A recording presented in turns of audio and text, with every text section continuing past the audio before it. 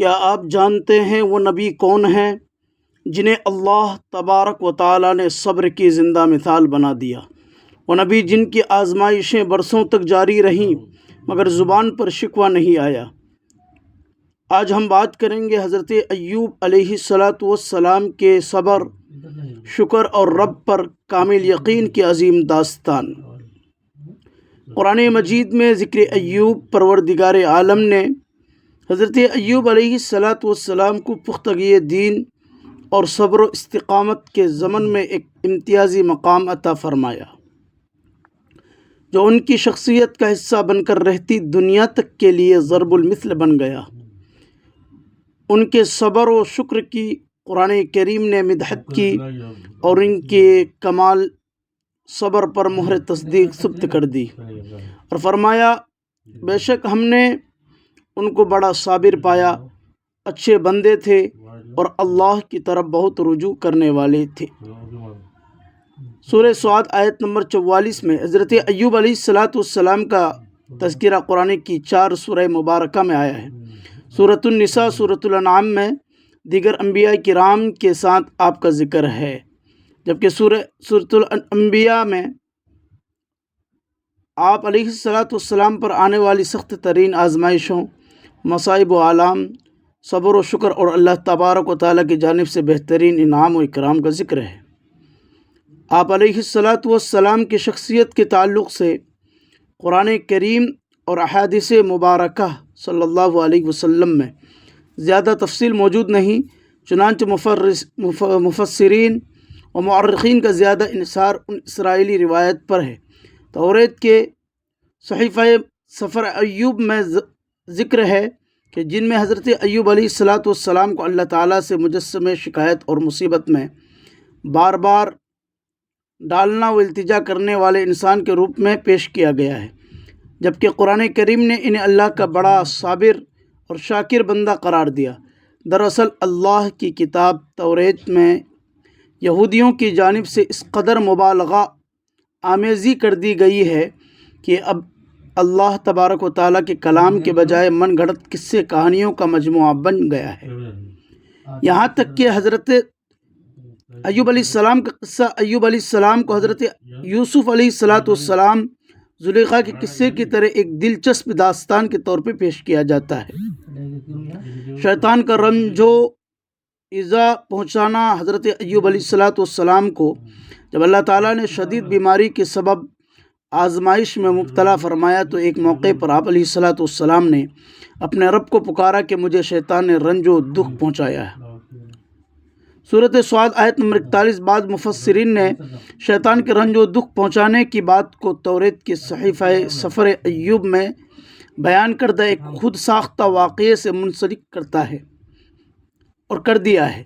مولانا مفتی محمد شفیع رحمۃ اللہ علیہ نے اس واقعے کو قصص الانبیاء میں یوں بیان فرمایا ہے کہ بعض حضرات نے شیطان کے رنج و آزار پہنچانے کی تفصیل یوں بیان کی ہے کہ حضرت ایوب علیہ السلام جس بیماری میں مبتلا ہوئے اور شیطان کے تسلط کی وجہ سے ہوا یہ تھا کہ ایک مرتبہ فرشتوں نے حضرت ایوب علیہ السلام کی بہت تعریف کی، جس پر شیطان کو بہت حسد ہوا اور اس نے اللہ تبارک و تعالیٰ سے دعا کی کہ مجھے ان کے جسم اور مال و اولاد پر ایسا تسلط عطا کر دیا جائے جس سے میں ان کے ساتھ جو چاہوں کروں۔ اللہ تعالیٰ کو بھی حضرت ایوب علیہ السلام کی آزمائش مقصود تھی، اس لیے شیطان کو یہ حق دے دیا گیا اور اس نے آپ علیہ السلام کو اس بیماری میں مبتلا کر دیا۔ بعض حضرات نے شیطان کے رنج و آزار پہنچانے کی یہ تشریح کی ہے کہ بیماری کی حالت میں حضرت ایوب علیہ السلام کے دل میں شیطان طرح طرح کے وسوسے ڈالا کرتا تھا۔ آپ علیہ السلام کو اس سے اور زیادہ تکلیف ہوتی تھی، یہاں تک کہ آپ علیہ السلام نے اس کا ذکر فرمایا۔ محققین و مفسرین نے اوپر بیان کردہ قصے کی تردید کرتے ہوئے کہا ہے کہ قرآن کریم کی تصریح کے مطابق انبیاء علیہ السلام پر شیطان کو تسلط حاصل نہیں ہو سکتا، اس لیے کہ ممکن ہی نہیں ہے کہ شیطان نے آپ علیہ السلام کو بیماری میں مبتلا کیا ہو۔ قصص القرآن مفتی محمد شفیع रहमतुल्लाह अलैह, सफ़ा नंबर 87। पैगम्बराना आजमाइश मुफस्सिरीन व मुअर्रिखीन ने बयान किया कि हज़रत अय्यूब अलैहिस्सलाम बहुत अमीर व कबीर थे। अल्लाह ताला ने उन्हें माल व दौलत, शान व शौकत, महल्लात व जायदाद, नौकर चाकर और कसीर औलाद से नवाजा था। हज़रत अब्दुल्ला बिन मसऊद रज़ी अल्लाह ताला अन्हु से रिवायत है कि हज़रत अय्यूब अलैहिस्सलाम के 7 लड़के और 7 लड़कियां थीं, जो सब आप अलैहिस्सलाम पर आने वाली आजमाइश के दिनों में इंतकाल कर गए थे। जब अल्लाह ताला ने उनकी आजमाइशें ख़त्म की तो उन्हें मज़ीद औलाद अता फरमाई। रिवायत के मुताबिक उनकी तादाद 27 थी। कुरान करीम में हज़रत अय्यूब अलैहिस्सलाम के बारे में इरशाद बारी ताला है, और अय्यूब को याद करो जब उन्होंने अपने परवरदिगार से दुआ की, मुझे तकलीफ़ हो रही है और तू सबसे बढ़कर रहम करने वाला है। तो हमने उनकी दुआ कबूल कर ली और उनको जो तकलीफ़ थी वो दूर कर दी, और उनको बाल बच्चे भी अता फरमाए, और अपनी मेहरबानी से उनके साथ इतने ही और बख्शने वाले, इबादत करने वालों के लिए ये नसीहत है। सूरतुल अंबिया आयत नंबर 84 और 83 में ये मौजूद है। अल्लामा हाफिज़ हम्मादुद्दीन इब्न कसीर रहमतुल्लाह अलैह तहरीर फरमाते हैं कि जब अल्लाह ताला ने हज़रत अय्यूब अलैहिस्सलाम को पैगम्बराना आजमाइश में मुब्तला फरमाया तो उनसे सब कुछ छीन लिया गया, हत्ता कि तरह तरह की बीमारियां लाहक हो गई और जिस्म का कोई अज़ू सही सालिम ना रहा सिवाय ज़ुबान और दिल के, जिससे वो हर वक्त अल्लाह का ज़िक्र करते रहते थे और निहायत सब्र के साथ मसरूफ़ इबादत रहते। फिर उनका मर्ज़ इतना तवील हो गया कि कोई हम नशीन भी साथ ना बैठता था। दोस्त अहबाब भी वहशत करते, यहाँ तक कि उन्हें शहर से बाहर एक मुकाम पर डाल दिया गया। सब ने उनसे क़ता ताल्लुक़ कर लिया सिवाय उनकी एक बीवी के, जो दिन रात उनकी खिदमत में मसरूफ़ रहती थी। हत्ता कि जब तंग दस्ती हद से बढ़ गई और तमाम अज़ीज़ रिश्तेदार, दोस्त अहबाब ने मुँह मोड़ लिया, तो भी उस सालेह खातून ने हज़रत अय्यूब अलैहिस्सलाम की खिदमत की और निगहबानी में कोई कमी ना आने दी। हज़रत मुजाहिद रहमतुल्लाह अलैह से मरवी है कि हज़रत अय्यूब अलैहिस्सलाम पहले इंसान थे जिन्हें चीचक व दीगर जिल्द बीमारियां लाहक हुई। रिवायत में है कि आप अलैहिस्सलाम के पूरे जिस्म पर बड़े बड़े आबले पड़ गए। सिद्दी रहमतुल्लाह अलैह फरमाते हैं कि हज़रत अय्यूब अलैहिस्सलाम के जिस्म से गोश्त तक का झड़ चुका था, हड्डियां और पट्टे बाकी रह गए थे। बीवी बारीक रेत लेकर आती और उनके नीचे बिछा देती ताकि जिस्म को तकलीफ़ ना हो। बाज़ मुफस्सिरीन के मुताबिक अल्लाह तबारक व तआला ने हज़रत अय्यूब अलैहिस्सलाम को जिस बीमारी में मुब्तला फरमाया उसकी नौइयत से मुताल्लिक़ नहीं बताया गया, जिसमें कपड़े कीड़े पड़ जाना, गोश्त का झड़ जाना इसराइली रिवायत का हिस्सा है, जिसमें मुबालगा आराई ज़्यादा है। वल्लाहु आलम। हज़रत अय्यूब अलैहिस्सलाम की शदीद तकलीफ़ के पेश नज़र उनकी अहलिया ने कहा कि अगर आप अपने परवरदिगार से दुआ करें तो वो आपको इन मसाइब से निजात अता फरमा देगा। जवाब दिया, मैं 70 बरस तक सही सालिम रहा तो कम अज़ कम अल्लाह के लिए कुछ बरस तो सब्र कर लूँ।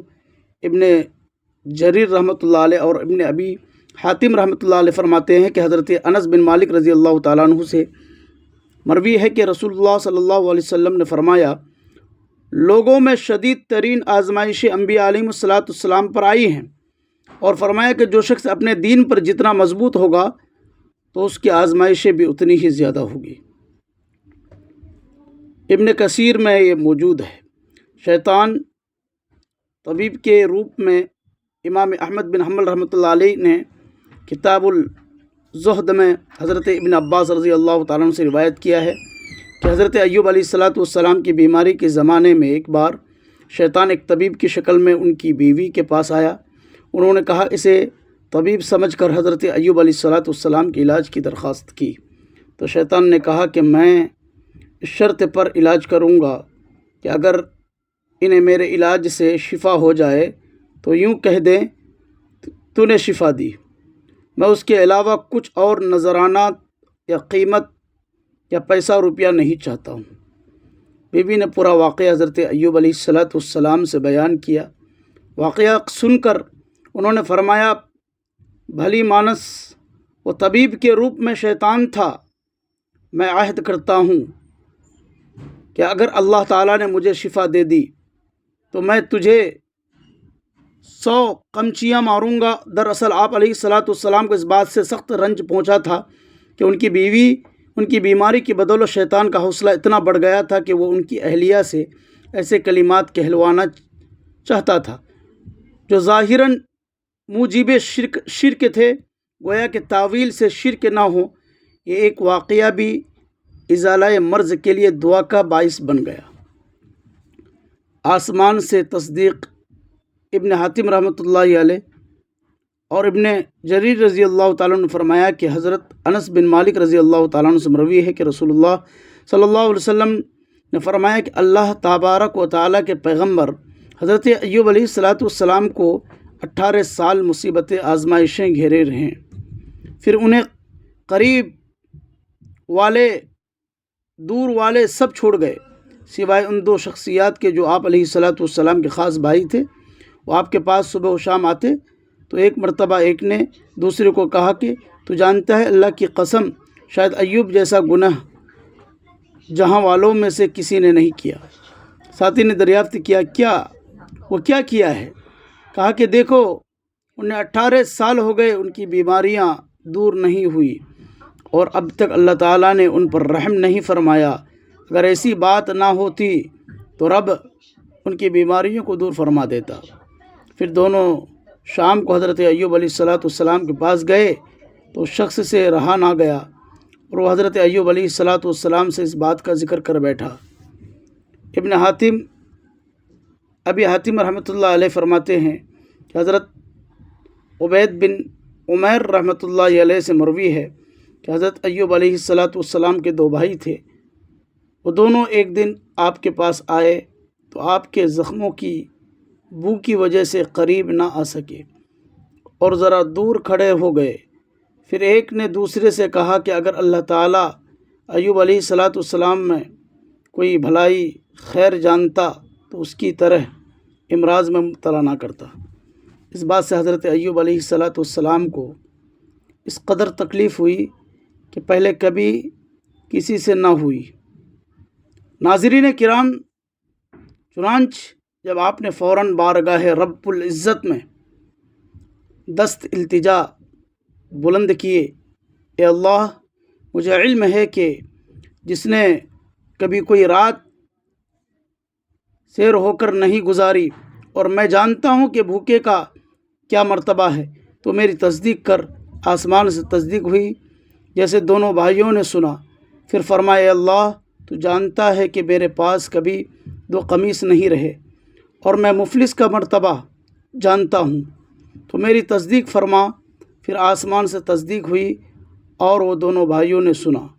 پھر کہا، اے اللہ تیری عزت کا واسطہ، اور یہ کہتے ہوئے سجدے میں گر پڑے اور فرمایا، فریاد کیا، التجا کیا، دعا کرتے رہے اور اللہ نے دعا قبول فرما لی۔ حضرت ایوب علیہ السلام کی سخت ترین آزمائش کو ایک طویل عرصہ گزر چکا تھا۔ اس عرصے میں دنیا کی کوئی طاقت، کوئی ایذا، مصیبت و پریشانی ان سے صبر و شکر کے کلمات نہ چھڑوا سکی۔